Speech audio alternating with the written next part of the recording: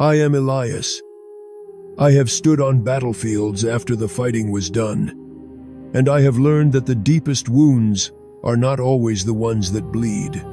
I have stood in the quiet rooms of the grieving, and I have learned that the loudest sorrow is not always the one that cries out.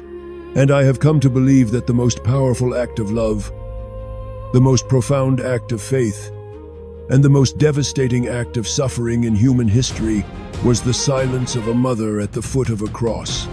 We are a species that cries out. We cry out in birth. We cry out in pain. We cry out in protest. We rage against injustice. We bargain with fate. We scream at the heavens when the ones we love are taken from us. It is the most human thing in the world to stand before the brutal, unjust, and agonizing death of your own child and to remain silent. This is not human. It is something else. It is the mystery we have come to explore. The story of the cross is a story of noise, the jeering of the crowd, the callous laughter of the soldiers, the weeping of the women, the desperate prayers of the thief, the final, world-shattering cry of the victim. But at the center of this storm of sound, there is a pool of profound, unshakable silence. It is the silence of Mary, the mother of Jesus. It is not the silence of shock, of a mind that has been numbed by trauma. It is not the silence of despair, of a heart that has given up. It is a silence that is active, that is chosen, that is full. It is the silence of a love that is participating, a faith that is consenting, a will that has become perfectly united with the will of God. To understand this silence, we must stand with her. We must leave the noise of the crowd behind and enter into the sanctuary of her heart. We must feel the dust of that grim hill on our feet. We must feel the heat of the Judean sun.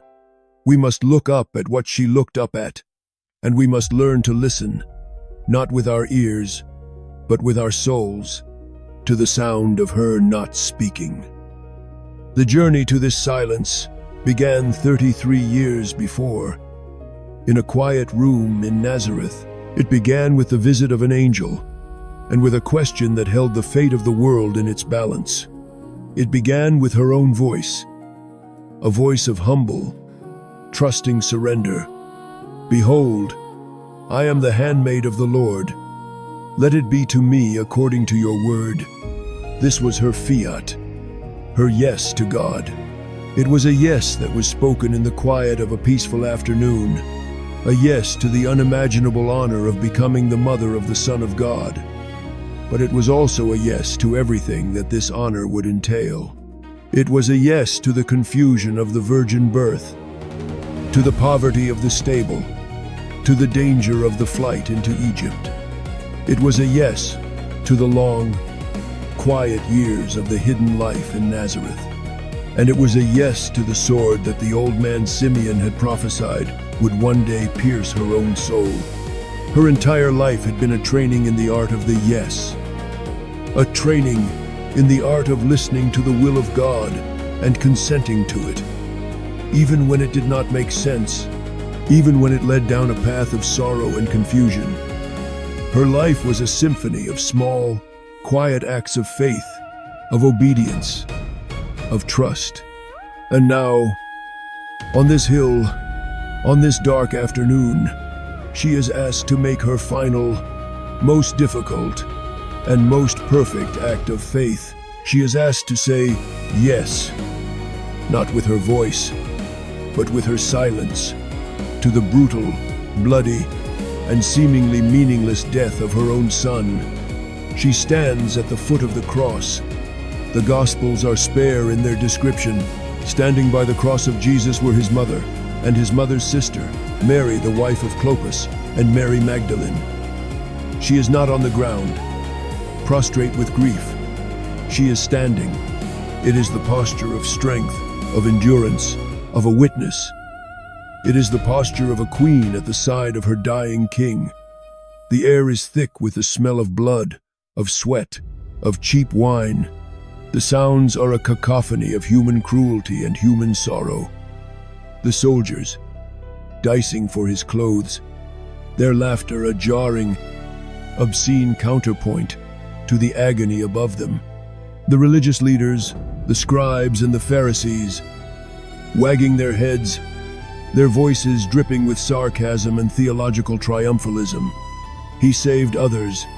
He cannot save himself. Let the Christ, the King of Israel, come down now from the cross, that we may see and believe. The crowd, a fickle, bloodthirsty beast, repeats the taunts, their faces a mask of ignorant hatred. And above it all, the sound of his labored breathing, the terrible, rhythmic struggle for every single breath that is the hallmark of death by crucifixion. Mary sees it all. She hears it all. She, more than anyone on that hill, understands the injustice of it. This is her son, the boy she raised, the man she knew to be without sin. She knows the lies that have been told, the false witnesses, the political cowardice of Pilate, the religious jealousy of the priests. Every instinct in her maternal heart must have screamed for her to cry out, to protest, to defend him, to call down the wrath of heaven on his tormentors. Why does she not speak? Why does she not add her voice to the lamentations of the other women? Why does she not confront the accusers, expose their lies, appeal to the sliver of conscience that might still exist in the crowd? She is silent, first, because he is silent. Her silence is a mirror of his. He had stood silent before Caiaphas, before Pilate, before Herod. His silence was not weakness, but authority. It was the silence of a truth that does not need to defend itself. It was the silence of a love that refuses to enter into the cycle of accusation and retaliation. And Mary, who is closer to him than any other human being, who is united to him in a bond of love that is deeper than flesh and blood, enters into his silence. She joins her silence to his. It is an act of profound solidarity. She will not speak while he is silent. She will not defend him when he refuses to defend himself. Her silence is her way of saying, I am with you in this. Your will is my will. Your silence is my silence. Her silence is also an act of perfect faith. She does not understand. How could she? How could any human mind comprehend the mystery of a God who saves the world by allowing himself to be defeated by it? How could a mother's heart comprehend the necessity of the suffering of her own child? The old man Simeon's prophecy has come true. The sword has pierced her soul. It is a sword of grief, of sorrow, of a pain so profound that it is a kind of death, but it is also a sword of confusion, of darkness. She is standing in the heart of the great mystery of evil, the mystery of suffering, and she does not have the answers, but she has faith. She has the memory of the angel's promise. She has the memory of a lifetime of small miracles, of a quiet, constant presence of the divine in her ordinary life.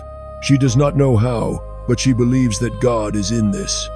She believes that this horror, this injustice, this apparent triumph of evil is somehow, in a way that is beyond her comprehension, part of his plan.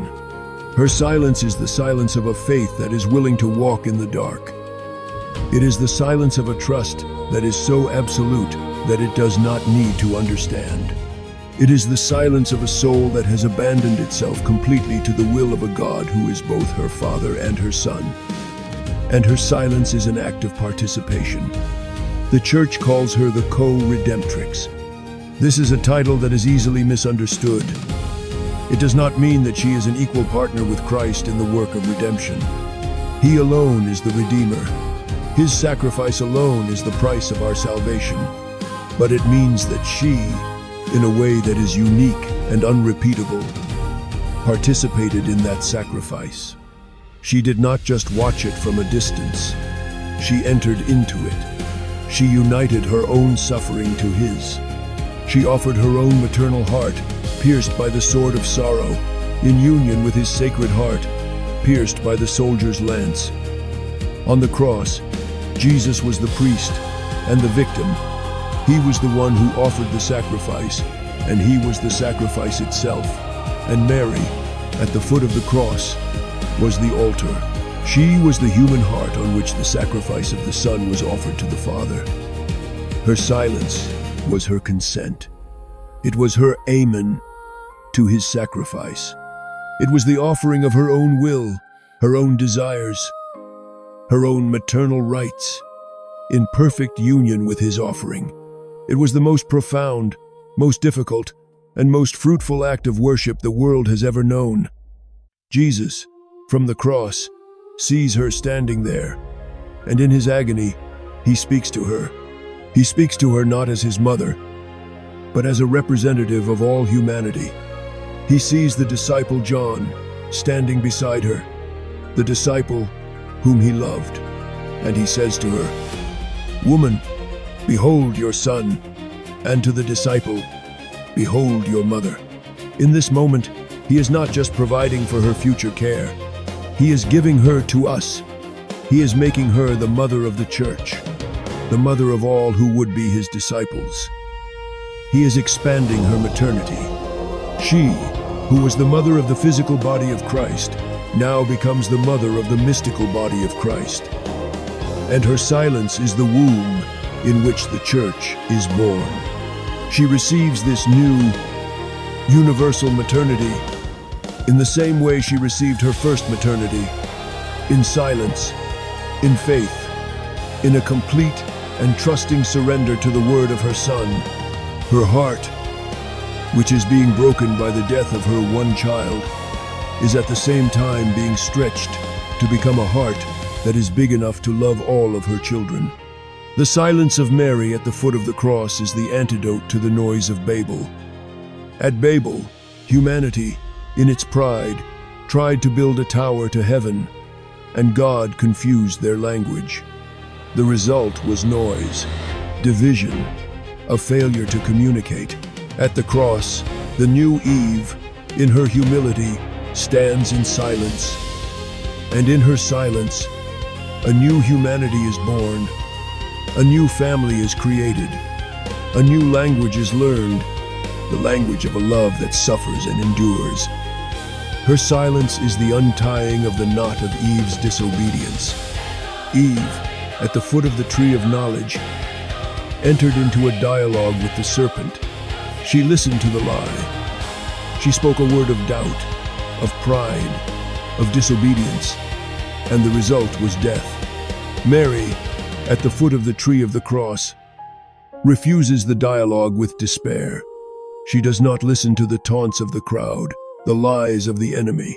She is silent, and her silence is a word of faith, of humility, of perfect obedience, and the result is life. She is the woman of silence. We see it throughout the Gospels. After the visit of the shepherds at the Nativity, we are told that Mary kept all these things, pondering them in her heart. After the finding of the 12-year-old Jesus in the temple, after his cryptic remark about being in his Father's house, we are told again, his mother kept all these things in her heart. Her life is a life of quiet, contemplative receptivity. She is not a woman of many words. She is a woman who listens, who ponders, who waits. She is a woman who has created a deep, interior silence within herself, a space where the Word of God can take root and grow. And now, at the cross, this lifelong habit of silence becomes her final, perfect gift. It is the gift of a heart that has been completely emptied of itself, a heart that has become a pure, silent vessel, ready to receive the full, terrible, and glorious mystery of her Son's death and resurrection. I am Elias, and I have come to believe that the silence of Mary is a school of prayer. It is a school that teaches us that faith is not about having all the answers.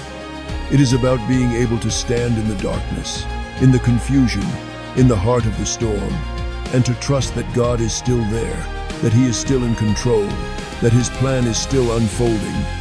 It teaches us that love is not about feeling good. It is about willing the good of the other, even when it costs us everything. It is about a consent that is not passive resignation, but an active, courageous, and fruitful participation in the will of God. It teaches us that suffering, when it is united to the suffering of Christ, can become redemptive. It can become a prayer, an offering, a source of grace for the world. In our own noisy, distracted, and self-assertive world, a world that is terrified of silence, the figure of the silent Madonna at the foot of the cross is a powerful and a necessary challenge. She invites us to be still. She invites us to listen. She invites us to enter into the silence of our own hearts, and there, to find the courage to say yes to the will of God, no matter where it leads. For it is in that silence, and in that yes, that we, like her, will find our own participation in the mystery of salvation. It is there that we, like her, will become the mothers and the brothers of Christ. And it is there that we, like her, will discover that the silence of the cross is not the end of the story. It is the beginning of everything. Let us stand with her a moment longer. The sky has grown dark. The earth trembles. The centurion, a hardened Roman soldier, a man who has seen 100 deaths, looks up at the figure on the central cross, and he speaks, breaking the spell of the noise. Truly, this was the Son of God. The truth, which was silent, has finally been recognized. And Mary hears this. She hears this first confession of faith, this first fruit of her Son's sacrifice. And in her silent, broken heart, a new hope begins to stir. The silence of Good Friday is not a dead silence. It is the silence of the tomb. It is the silence of the seed in the ground. It is a silence that is pregnant with the thunder of the resurrection. And Mary, the woman of silence, is the guardian of that hope. She waits, in the darkness, in the silence, for the dawn that she knows will come. And in her waiting, she teaches us how to wait. She teaches us how to live in the time between the cross and the resurrection, the time that is our own. She teaches us to be a people of the silent, patient, and unconquerable hope, the hope that is born at the foot of a cross, in the heart of a silent, grieving, and faithful mother, the hope that is the dawn of a new world. Let us not be afraid of the silence. Let us not be afraid of the darkness. For it is in the silence and the darkness that God does His most profound work. It is there that He plants the seeds of a new creation. It is there that He teaches us the language of love. And it is there that He prepares us for the joy of the morning when every silence will be broken and every tear will be wiped away. The morning of the resurrection, the morning that is the final, triumphant answer to the silence of the cross. The morning that Mary, in her silent, faithful heart, already knew was coming. The morning that she, our mother, helps us to wait for, in the long and often silent night of our own lives. Her silence is a fortress, a sanctuary in the midst of the storm. While the world rages, while disciples flee, while the powers of earth and hell conspire, she remains. Her stillness is a rebuke to the chaos, her silence a judgment on the noise. She is the anchor of the world in its most turbulent hour. She is the living memory of the promise, the embodiment of the covenant, the ark of the new covenant. Standing steadfast as the flood of human sin washes over the world. In her silence, she is a warrior. Her battle is not fought with a sword, but with a faith that will not break. Her weapon is a love that will not let go. She is fighting for her Son, not by trying to save him from the cross, but by accompanying him to it, by sharing in it, by consenting to it. She is fighting for us, by becoming the mother of a new, redeemed humanity, born in the blood and water that flow from his pierced side. Her silence is a creative act. It is the space into which the church is born. When Jesus says, "Behold your mother," he is not just giving John a new guardian. He is giving the nascent church its heart, and that heart is a mother's heart. A heart that is silent, that is patient, that is merciful, that endures all things. The church, in its deepest identity, is Marian. It is called to stand, like Mary, at the foot of the crosses of the world, the crosses of poverty, of injustice, of sickness, of war. It is called to be a presence of silent, compassionate love in the midst of human suffering. It is called to ponder the mystery of that suffering in its heart, and to wait, in hope, for the resurrection. Mary's silence is not an empty space. It is a space that is filled with prayer. What did she pray? In those long, terrible hours, we are not told, but we can imagine. She prayed in union with her Son. Her prayer was his prayer. "Father, forgive them." She prayed the Psalms of lament, the ancient prayers of her people, the prayers of the suffering and the abandoned. My God, why have you forsaken me?" She prayed a prayer of surrender, a prayer that was a continuous echo of her first fiat. "Let it be to me according to your word." Her silent heart was a symphony of prayer, a prayer that encompassed the entire drama of salvation, a prayer that held the suffering of her Son and the sin of the world in a single, loving embrace. "I am Elias, and I have come to see that the world is saved not by our noise, but by a silence. It is saved by the silence of a God who refuses to answer violence with violence, and it is saved by the silence of a mother who refuses to answer suffering with despair." To stand with Mary at the foot of the cross is to learn the most important lesson of all. It is to learn that love is not a feeling, but a choice. It is the choice to stand, to wait, to endure, and to trust, even when the sky is dark and heaven is silent. It is the choice to believe that the silence is not the end, but the beginning. It is the choice to believe that love, in the end, is stronger than death, and that is the choice that saves the world. It is the choice that Mary made in the silence of her heart, and it is the choice that we are all called to make in the silence of our own. The silence of Mary is the silence of hope. It is the hope that is born of a faith that has been tested by fire. It is the hope that looks at the worst that the world can do and still believes in the goodness of God. It is the hope that sees the tomb but looks beyond it to the empty tomb. It is the hope that is the anchor of the soul, firm and secure in the midst of the storm. And that hope is her gift to us, her children, born in the silence and the sorrow of the cross.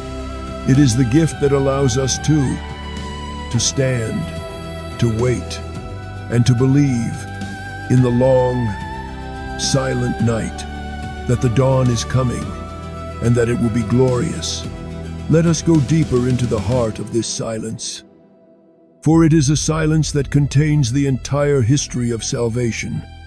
It is not a passive emptiness, but a dense, rich, and terrifyingly active reality.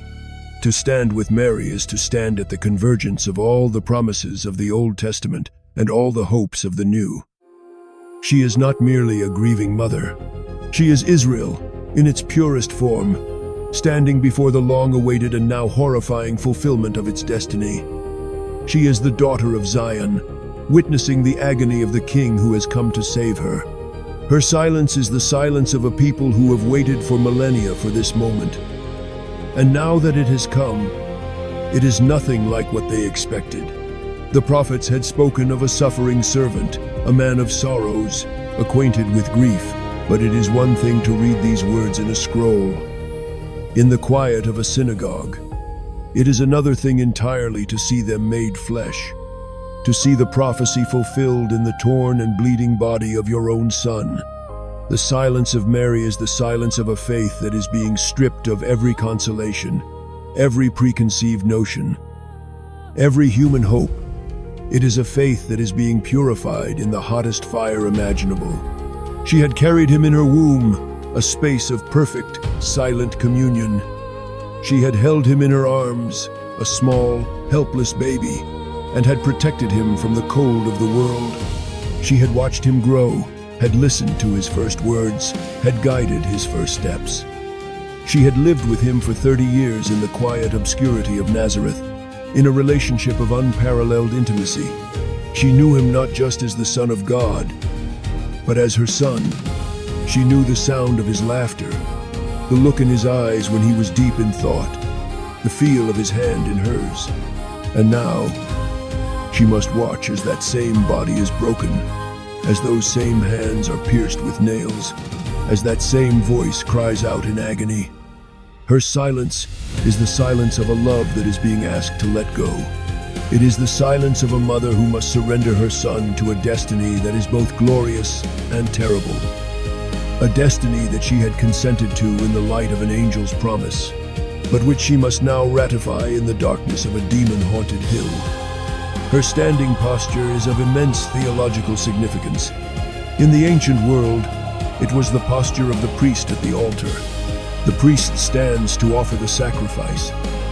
Mary, the first and most perfect disciple, stands at the foot of the cross, the altar of the new world, and she offers her son, but more than that, she offers herself in union with him.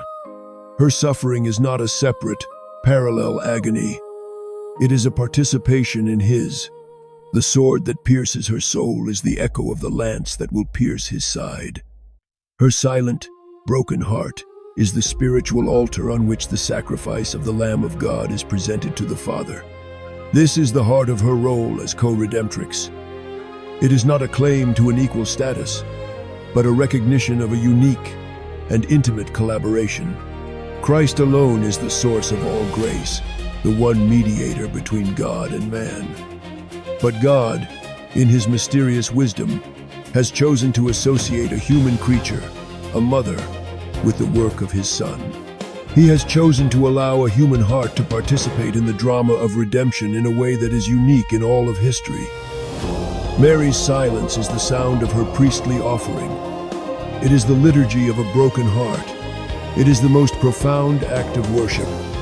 Let us consider the contrast between her silence and the words of the others at the foot of the cross. The soldiers speak words of callous indifference, of gambling and games. The religious leaders speak words of theological mockery, of a faith that has become a weapon. The crowd speaks words of ignorant, manipulated hatred. The unrepentant thief speaks a word of angry despair. Even the repentant thief, in his beautiful act of faith, speaks a word of petition, a word that is focused on his own salvation. Jesus, remember me when you come into your kingdom. But Mary is silent. Her silence is a different kind of prayer. It is not a prayer of petition, but a prayer of communion. It is not a prayer that asks for anything, but a prayer that offers everything. It is a prayer that is so completely united with the prayer of her Son that it has no need of words. It is the prayer of two hearts beating as one, two wills united in a single, sacrificial act of love. Her silence is also a rebuke to our own noisy, self-centered spirituality. We are so quick to speak to God, to tell him what we want, to complain about our sufferings, to demand an explanation for his ways. We are so slow to be silent, to listen, to wait, to simply be present to him in the darkness of faith. Mary teaches us that the most profound prayer is not always the one that is spoken. It is the prayer of a heart that has learned to be still, to be receptive, to be a silent, loving presence at the foot of the cross of our own lives and the crosses of the world. When Jesus speaks to her from the cross, he calls her woman. This is not a term of disrespect. It is a term of immense theological weight. It is the same term he used at the wedding at Cana, when she first prompted him to begin his public ministry. And it is a direct echo of the first book of the Bible, the book of Genesis. After the fall of Adam and Eve, God makes a promise to the serpent, the enemy. I will put enmity between you and the woman, and between your offspring and hers. He will crush your head, and you will strike his heel.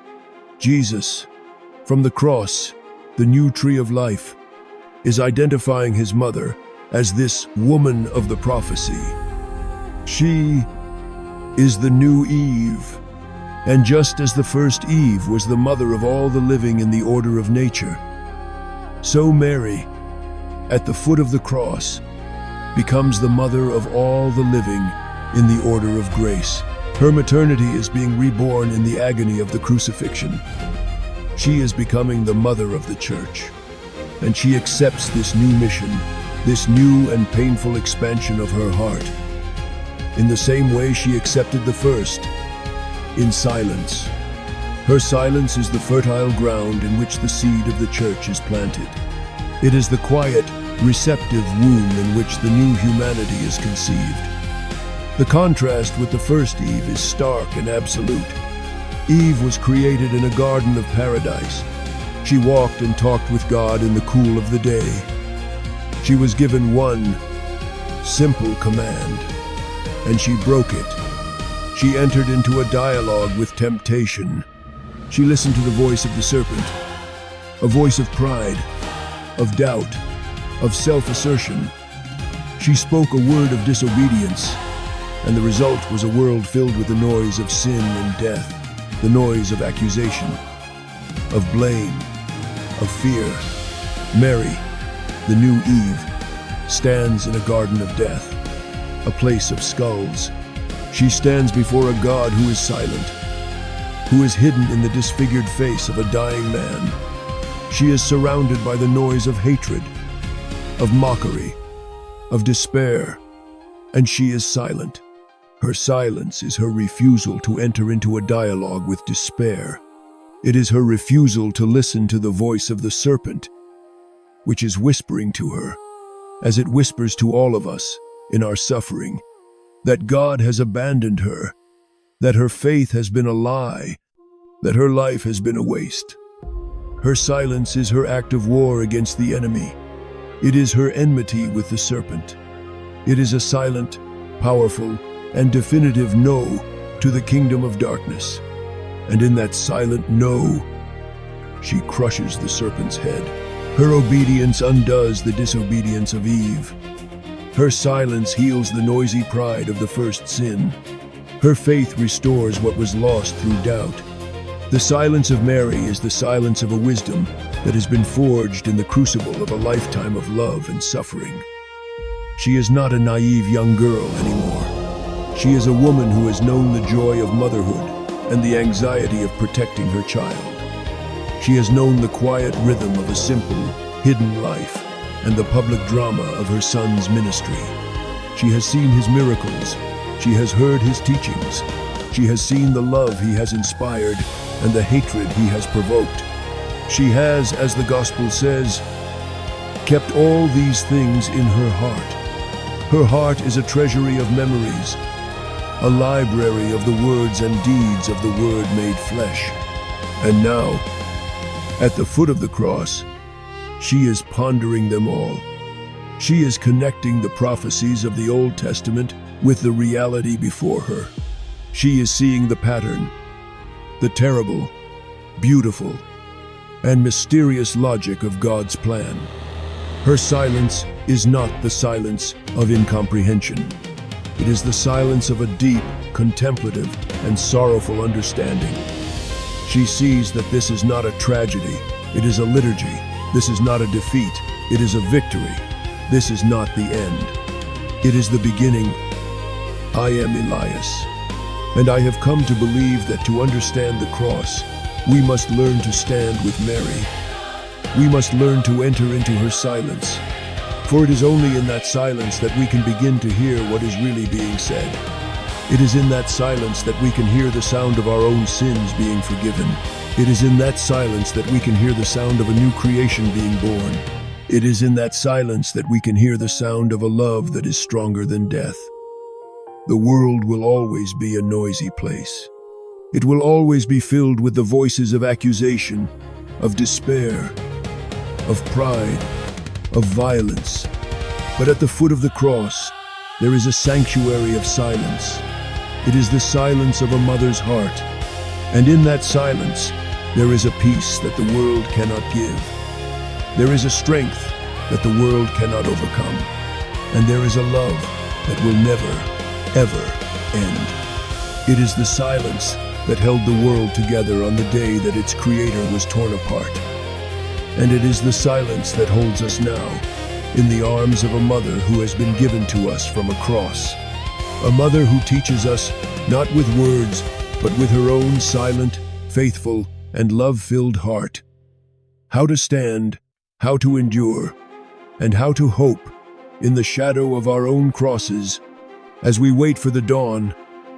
Her silence is the final and most perfect Magnificat. Her soul is magnifying the Lord, not in a song of joy, but in a canticle of sorrow. She is magnifying His justice, His mercy, His terrible and beautiful wisdom. She is magnifying His love, a love that was willing to go to the very end, to the very bottom of the abyss of human suffering, in order to find us and bring us home. And in her silent, suffering heart, all of creation is giving its consent to the act that will remake it.